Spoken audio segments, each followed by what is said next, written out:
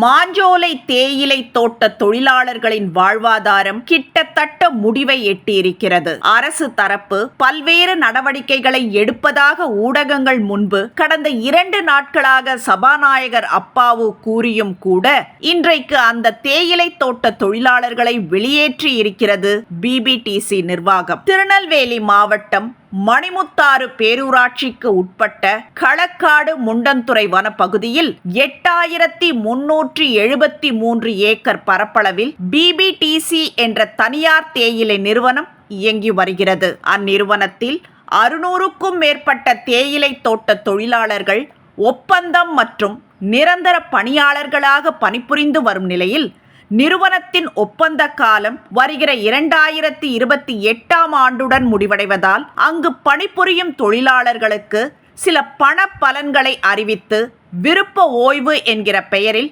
மறைமுகமாக கட்டாயப்படுத்தி விருப்ப ஓய்வு படிவத்தில் கையெழுத்து பெற பிபிடிசி நிர்வாகம் முயற்சிப்பதாக குற்றச்சாட்டு எழுந்தது.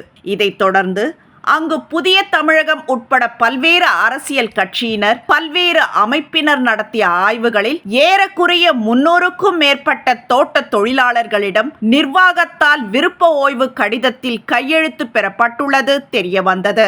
கையெழுத்திட்டவர்கள் அடுத்த 45 நாட்களுக்குள்ளாக தங்களது வாழ்விடங்களை காலி செய்து மலைப்பகுதியை விட்டு வேறு இடங்களுக்கு செல்ல வேண்டும் எனவும் வலியுறுத்தப்பட்டு இருப்பதும் தெரிய வந்தது. இதையடுத்து தமிழக அரசுக்கு பல்வேறு வகைகளில் கோரிக்கை வைக்கப்பட்ட நிலையில் அவ்வாறு எந்த தொழிலாளரும் மிரட்டப்படவில்லை என்றும் தொழிலாளர்கள் யாரையும் வெளியேற்ற முடியாது என்றும் கூறியதோடு 2028 வரை ஒப்பந்த காலம் இருப்பதால் தொழிலாளர்கள் அங்கு பணி செய்வதில் எந்த தடையும் இருக்காது என்றும் அரசு தரப்பில் விளக்கம் அளிக்கப்பட்டது. ஆனால் தொடர்ந்து தொழிலாளர்கள் மிரட்டப்பட்டதை அடுத்து அரசு தரப்பில் தங்களுக்கு சமவெளி பகுதிகளில் வீடுகள் ஒதுக்கி தரக்கோரி தொழிலாளர்கள் தரப்பில் கோரிக்கை வைக்கப்பட்டது. அதற்கு பதிலளித்த நெல்லை மாவட்ட ஆட்சியர் தரப்பில் அரசு கனவு இல்லம் திட்டத்தின் கீழ் மாஞ்சோலை தொழிலாளர்களுக்கு சமவெளி பகுதிகளில் வீடுகள் வழங்கப்படும் என அறிவிக்கப்பட்டது. இப்படியான சூழலில்தான் தொழிலாளர்கள் வெளியேற்றப்பட வாய்ப்பே இல்லை என பேட்டி அளித்திருந்த சபாநாயகர் அப்பாவு அது பற்றி நேரடியாக விளக்கமளிக்காமல் மாஞ்சோலை தேயிலை தோட்டத்தை அரசே ஏற்று நடத்த வேண்டும் என்றொரு கோரிக்கையை மட்டும் சபாநாயகர் அப்பாவு முன்வைத்திருந்தார். 1998ஆம் ஆண்டுகளில் இதுபோன்று தொடர்ந்து பிபிடிசி நிர்வாகத்தால் தொழிலாளர்களுக்கு ஏற்பட்ட மனித உரிமை மீறல்களை கண்டித்துத்தான் எண்ணற்ற பெரும் தன்னெழுச்சி போராட்டங்கள் நடைபெற்றன.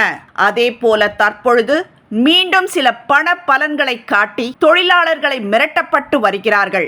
அங்குள்ள தோட்ட தொழிலாளர்கள் 4-5 தலைமுறைகளாக மாஞ்சோலையில் குடியேறி பணிபுரிந்து வருகின்றனர். அவர்களில் பலருக்கு தங்களது சொந்த ஊர் எதுவென்று கூட தெரியாது. சமவெளி பகுதிக்கு வந்தால் வசிக்க ஒரு சதுர அடி நிலம் கூட சொந்தமாக கிடையாது.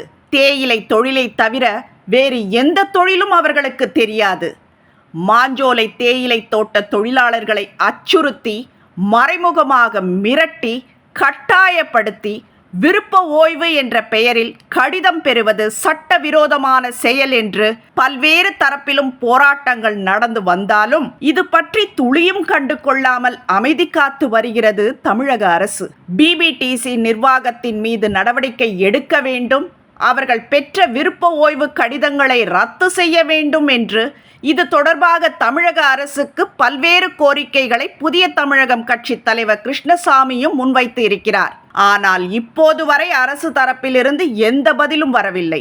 இப்படியான சூழலில்தான் இன்று பிபிடிசி நிர்வாகத்தால் தேயிலை தோட்ட தொழிலாளர்கள் மாஞ்சோலை பகுதியிலிருந்து அப்புறப்படுத்தப்பட்டுள்ளனர். பலர் கடைசி நாளான இன்று குழு புகைப்படம் எடுத்து அழுது கண்ணீர் விட்டபடியே அங்கிருந்து சென்றிருக்கிறார்கள். தேயிலை தோட்டங்களை தமிழக அரசு மீட்டு தமிழக தேயிலை தோட்ட கழகமே அதை எடுத்து நடத்த நடவடிக்கை எடுக்க வேண்டும் என்பது அப்பகுதி தேயிலை தோட்ட தொழிலாளர்கள் மற்றும் சமூக ஆர்வலர்களின் கோரிக்கையாக இருந்து வருகிறது.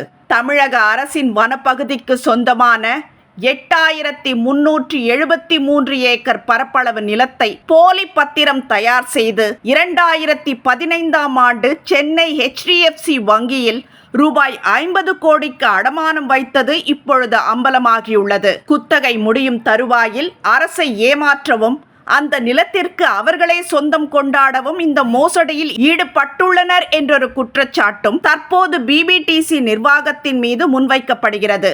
இதையெல்லாம் இனியாவது தமிழக அரசு விசாரிக்குமா? வெளியேற்றப்பட்ட தேயிலை தோட்ட தொழிலாளர்களுக்கு நீதி கிடைக்குமா என்பதை பொறுத்திருந்தே பார்க்க வேண்டும்.